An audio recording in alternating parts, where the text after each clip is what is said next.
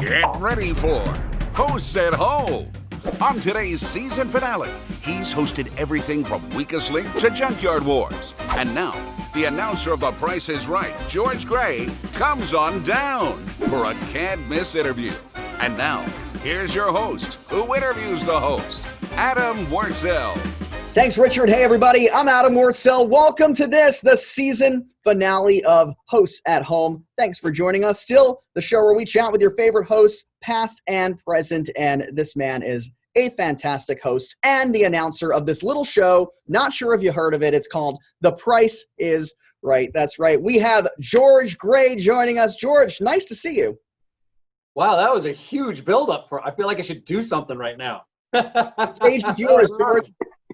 Thank you, my brother. Thank you, man. I appreciate that. I'm doing great. We're back in production, and it's awesome. It was great. We're so happy about that. And I know that a lot of fans were worried about you earlier this year, so we have to ask, how are you feeling? I am not dead, so that's good. I'm not dead yet. I'm not dead yet. I feel better. Yeah, if you don't know, I had a heart attack. It was on 4/20. How's that for comedy in 2020? Heart attack, stent surgery, emergency stent surgery, failed. Another emergency stent surgery. That one stuck. 3 days later, I had a quadruple bypass, and now I'm fine. And you had asked me before we started recording, because my bar is behind me. This is Stinky's Bar and Cigar Lounge up in the hills. And you had said, oh, can you not drink anymore? I was like, of course I can drink. Do I look unhappy? They just said, you got the luck of the draw. You just, lucky you. It's just genetic, but it didn't run in my family, which is why I'm actually going to be doing something for the American Heart Association. They're going to have me do some commercials, PSAs, because I'm the perfect candidate of, hey, healthy. I ran 1.5 miles the night before. I eat well. No history of it in my family. Feel great. Always felt great. And then, bam, almost died. I was so lucky I didn't die. It was only because they got me to the hospital within like 7 minutes. So go get checked. There you go. A PSA. We're so happy you're doing well. And of course, cheers. We're happy you can drink. You mentioned your bar. Yes. I've been in your house. You probably, between the pool and the you weren't even invited and you showed up at my house. You did. You invited me. You really did. But between the pool and the 50s style kitchen and the man cave, you probably have one of the coolest houses I've ever seen. Can you tell everybody where your house is and kind of how it was designed? To give everybody the address. No, don't give everybody the address. He lives in Wyoming. Exactly. We're in the hills. It's called Hollywood Manor. It's one of the oldest Hollywood Hills communities. It's up behind Universal, and we're kind of even with the H on the Hollywood side. Can't see it from here, but as the crow flies, it's just right over the street. And I love it. We're just kind of tucked back here. We're not on the area where you think it would be. And the bottom of the property, as you got to see, on a hill, is the pool, and then about 10 acres of Universal's backlot that they don't use. So we get like coyotes and deer and stuff. It's crazy. Yeah, I mean, it's neat. It's great. I love it. So Universal is a fantastic neighbor for me. It kind of feels, it's weird because, you think Universal Studios, you're like, I'm in the middle of a major city. Your area kind of feels like country at the same time. Yep, it does. And then you just go right down the street and you're next to the 101 freeway. So it's perfect. I love it. Love being here. And when I bought the house, it was built in 42. I love old stuff. Love everything vintage. And what you're looking at right now was originally a closet. And so I was like, you know what? I think I should have a bar. And it was just me and my cat Stinky at the time. I'm like, you think I should have a bar? You cool? Everybody cool if I have a bar? And he didn't complain. So I'm like, I'm having a bar. And so, hi, Kitty. This is, I got Prince right here right now. I wonder if I can, I probably just adopted Prince. But Stinky and I, we had a bar. So I named it after him, Stinky's Bar and Cigar Lounge. And Stinky is long since gone, but his memory remains. And got the Rat Pack back here. and pinball machines, and I could probably spin the camera around. Does that drive you crazy if I do that? Let's spin it around. Let's show everybody what you're looking at. Sure, let's do this. So, hi. Well, first of all, there's Prince. Hi, buddy. Hi, Oh my Prince. goodness. We just adopted Prince. He was a kitty on the mean streets of Kingman. So there you could see. Let's see. I'm not sure what we can see behind. We got this is vintage arcade games, pinball machines, and then fireplace with the Stinky's Bar and Cigar Lounge there, and just kind of everything you need. Coke machines, slot machines. It's fun. And don't you have, for the Price is Right fans, don't you have Plinko coasters? I do. Oh, where are they? Right here. There we go. Yeah, right there. Isn't that cool? Those are cool. Was that like an end of season wrap gift? That was a wrap gift, a holiday gift. And here, hang on, don't go away. I've got. This is really cool. If somebody's a huge fan of the show, they might recognize that. George, you're gone. George? Oh, can you hear me now? Yep, I can hear you now. So this, if it looks familiar to, is when I played Plinko Man on the Halloween episode. The Plinkster. They said, okay, you're all going to be superheroes. What do you want to be? And I said, I want to be like Plinko guy or Plinko Man. And they give me this muscle outfit. And they're like, and I said, oh, and I want to, that I hit bad guys by throwing Plinko chips at them, like the lamest superhero ever. So I would just go, pew, pew, and I actually saved one of these from the show. So it's a little soft and squishy. So I got all sorts of neat stuff in the house. I want to talk about a lot of the shows that you've done. How did you get into the world of hosting? Kind of totally backwards. I started out, my mom was a casting director for movies, doing mostly extras and small bit parts in Arizona, but there was a lot of Westerns back in the day when I was growing up. Huge Western business. And so I would be an extra in her movies, and I would get like $35 a day to be an extra, which was just the amount, coincidentally, that an Atari cartridge cost. And I got to skip school. It was cool. So that was my intro into Hollywood. And then as I grew up, I wound up doing some films. My first big film is Can't Buy Me Love. Tom, who's Iris's latest victim? It's not on my resume, but I did it. Well, the old high school misses you too, Bobby Hilton. Good luck with the Hawkeyes. And then I just started doing sitcoms and scripted material. And very long story, but I was locked up in a contract where I couldn't do anything, and I started doing warm-up for audiences. And while I was doing it, it was for hosting. It was the first one I did was Star Jones from Jones and Jury. Jones and Jury, justice in 30 minutes. And Mark Wahlberg, not the Underpants Marky Mark, but the other Mark Wahlberg, Antiques Roadshow Mark Wahlberg. He was the warm-up, and he got his own talk show at the time. They needed a warm-up. I said, I'll do it. And so I started warming up that show. I started warming up other talk shows and other game shows. So I was around that whole world, and the producers would see me, and they're saying, hey, you want to come in and audition for this? And that's how I fell backwards into hosting. I didn't mean to. And I did a show called FXM Friday Nights for Fox. It was a movie wraparound show. And then I did Movies for Guys Who Like Movies. Welcome to Movies for Guys Who Like Movies.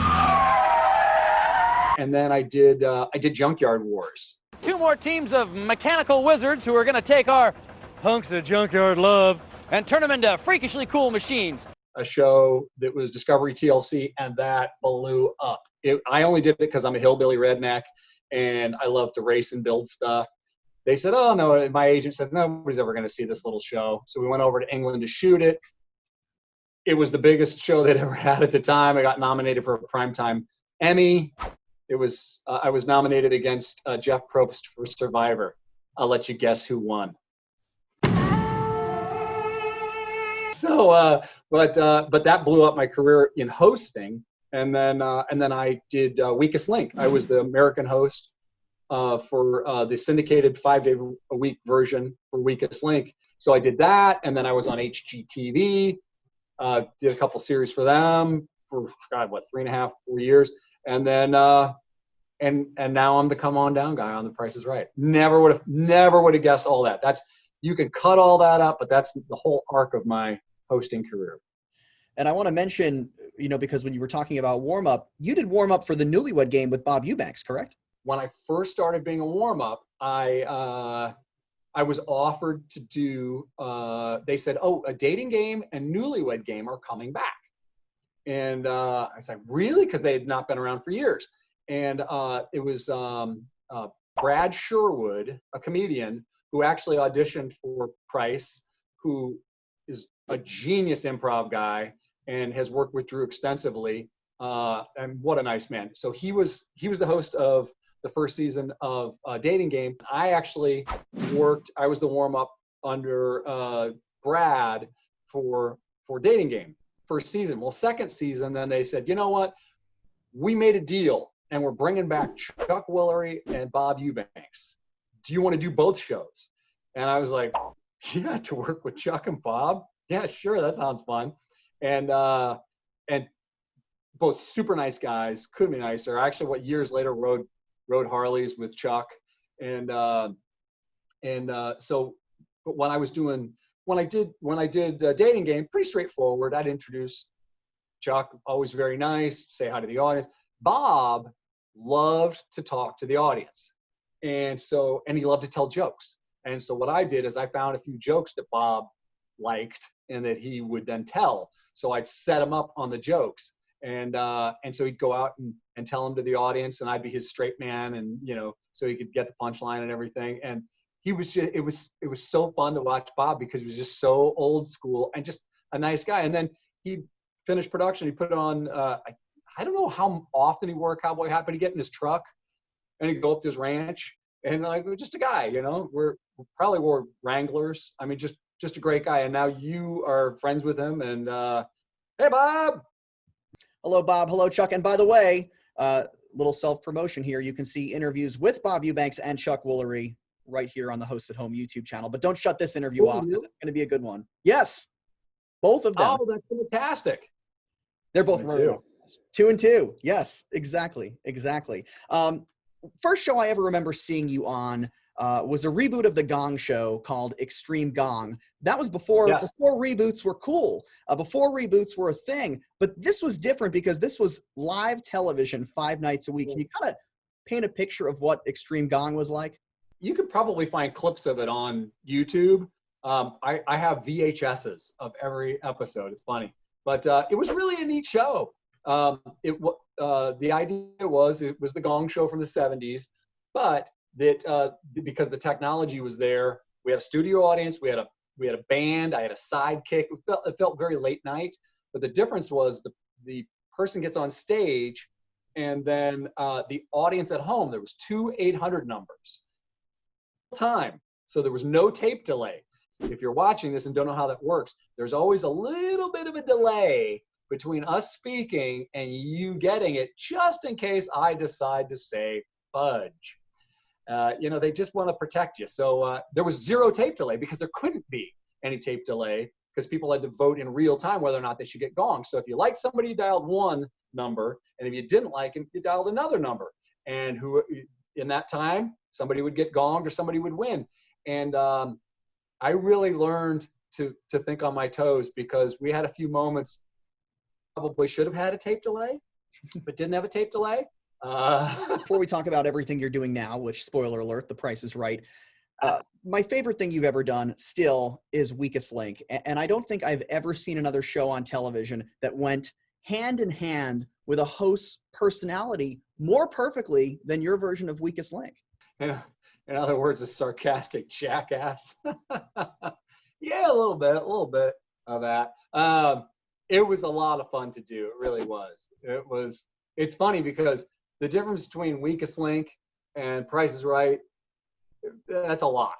But because I did, when Ann did her version of the show, it was, very tough school marm, and with me, we were on 5 days a week, a lot of times during the afternoon.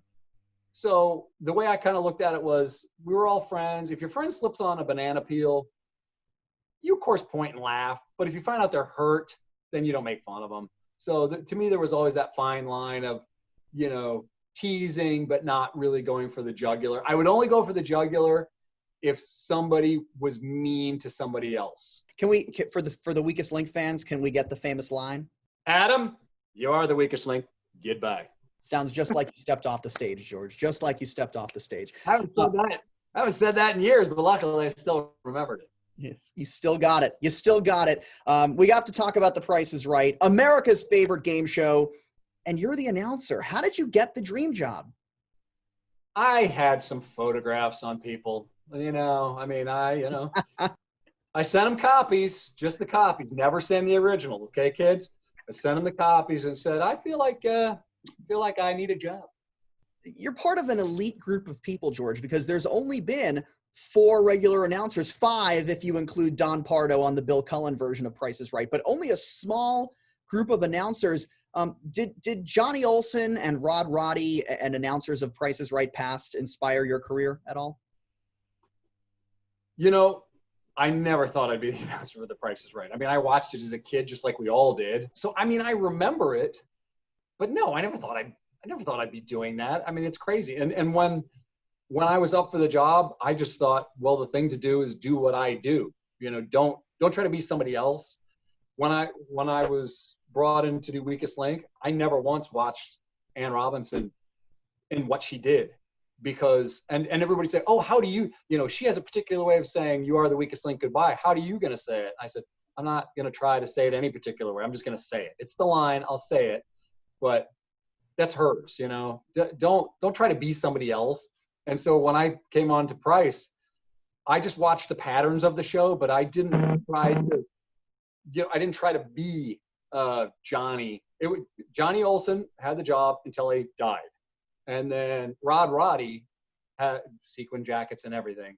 Had the job until he died. And then Rich Fields had the job for 10 years. So that's it. 3 other guys in almost 50 seasons.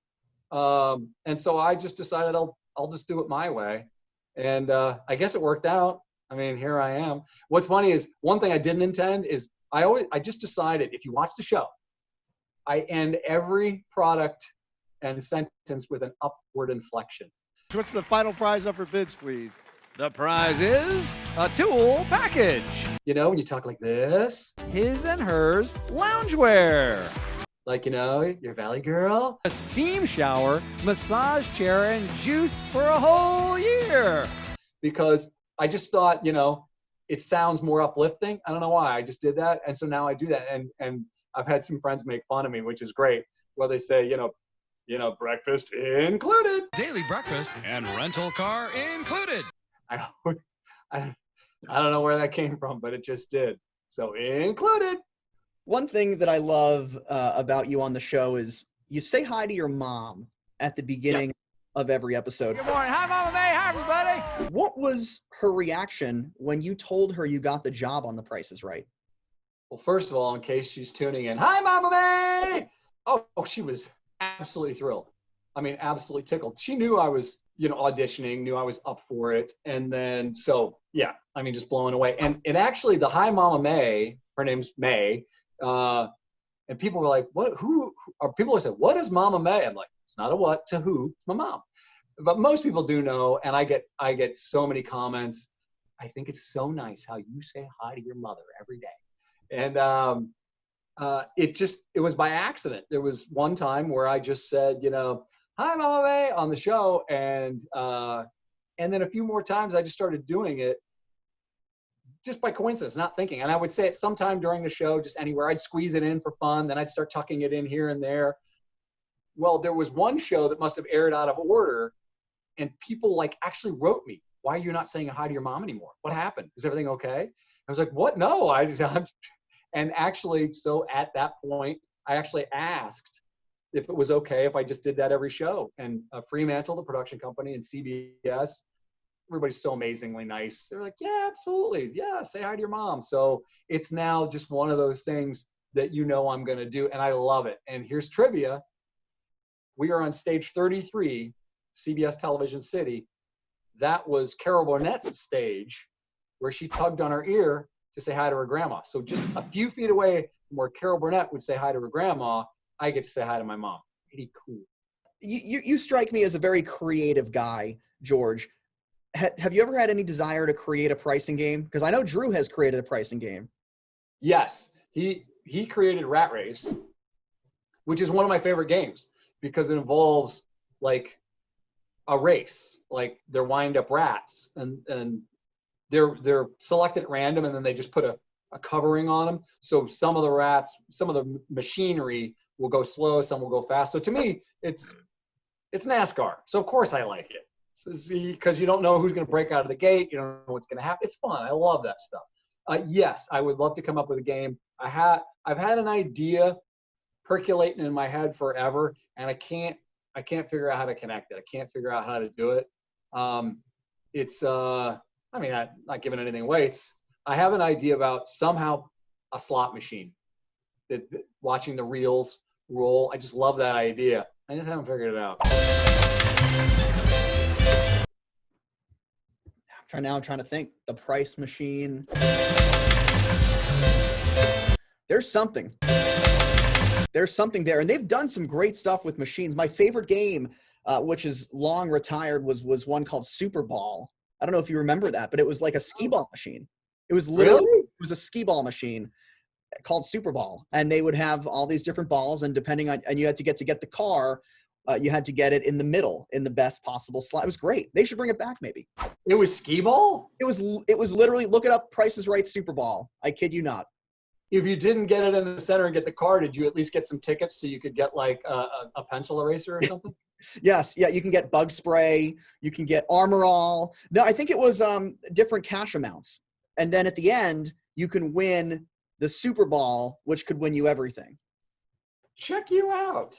I didn't even know that. I had no idea. A little piece of history. Yeah, that's neat. That's really cool.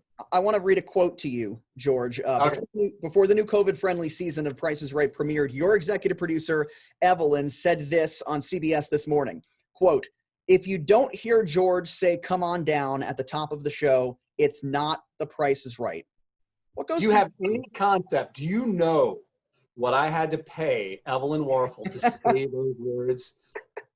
That cost me like half my paycheck this year, I think. What goes through your mind when you hear that, though?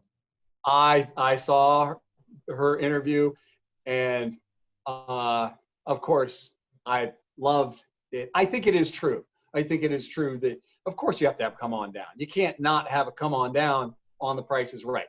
I love the fact that I'm the one that gets to do it, of course. I've joked around for years that I love shouting out somebody's name to come on down, or when I say it's a new car, because if I do it just right, the person pees a little. I mean, just a little bit, not a lot, but a little bit. So yeah, it's a little different. Saying COVID friendly almost sounds like you're cozying up to the virus, but yeah, we're doing shows now. We don't have an audience, but what we do is there's 9 contestants on every episode of Price is Right. So we have 15 people, all tested, all safe, all socially distanced. We have them standing behind the curtains where the audience would normally be, and they're socially distanced behind the curtains, and they're wearing masks. And what they do, it's kind of cool, is they're all back there, and so you don't know if you're going to get picked. And they'll unhook the masks, they'll hold it over their face, and then I'll say a name. And if they hear their name, they drop the mask and they sprint out on stage. If they don't hear their name, they hook it back up, and then they continue to wait, and then they help cheer them on. So you still don't know if you're getting picked. It's still that element of surprise, and it's still Price is Right, where the people that aren't on stage are cheering like crazy for the person who is.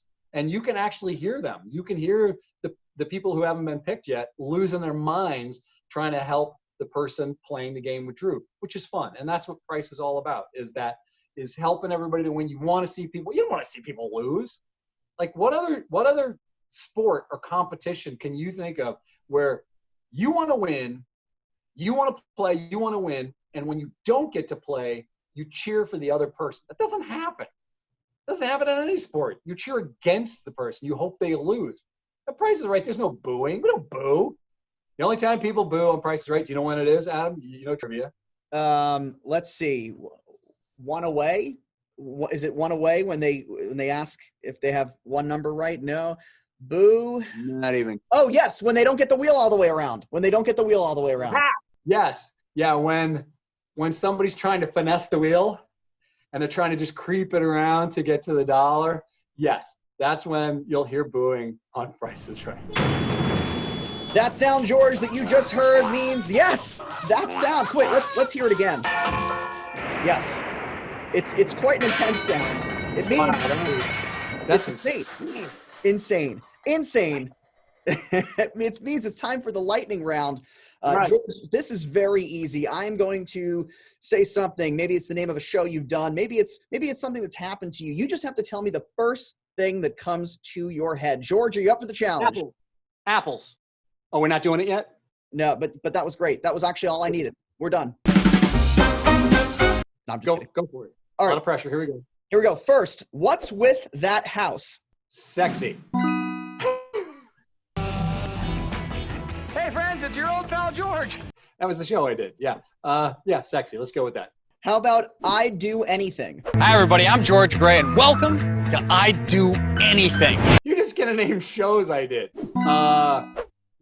Jackass meets Fear Factor. $25 million hoax. Ed McMahon. And a lot of fun. How about the treadmill incident on Price is Right? Awesome. Hilarious. Embarrassing. Viral. Life's lesson. Don't run backwards on a treadmill and try to read copy, you jerk. Lastly, meeting Bob Barker for the first time. Legendary. He's a St. Louis Cardinals fan. I'm from St. Louis. He was wearing St. Louis gear when I met him. Couldn't be nicer. I know we're almost out of time, but can I hear the lightning round sound one more time? Yep. Hold on. Can you play it, Brandon? Wow, you've got your own sound effects lady. It's really cool. Yes, and I don't even have to play one away, but I do have my sound effects. He's actually a man, and he's our fantastic editor. Shout out. Hello, Brandon Dyer. Thank you for everything you do. Thank you, my brother. And if you like what you've seen, of course, this is our season 2 finale, but there's plenty more episodes of Hosts at Home. Right, George? They should subscribe. They should hit subscribe now. Subscribe now. And look at that. Come on, the button's right there. Look at that. See that button? It's right there. Just do it. Just do it. Just hit it. Just hit it. Which is not something I say often on this show, but yes, just hit it. George Gray, you have been fantastic. Thank you for joining us here on Hosts at Home. I always say this, I don't close the show. I do not close the show. That is your job. George Gray, over to you. Adam Wurtzel, ladies and gentlemen, how about a round of applause for him? Hey, Hosts at Home, thanks for letting me come on down. Woo! Good to see you, my brother. Bye, everybody.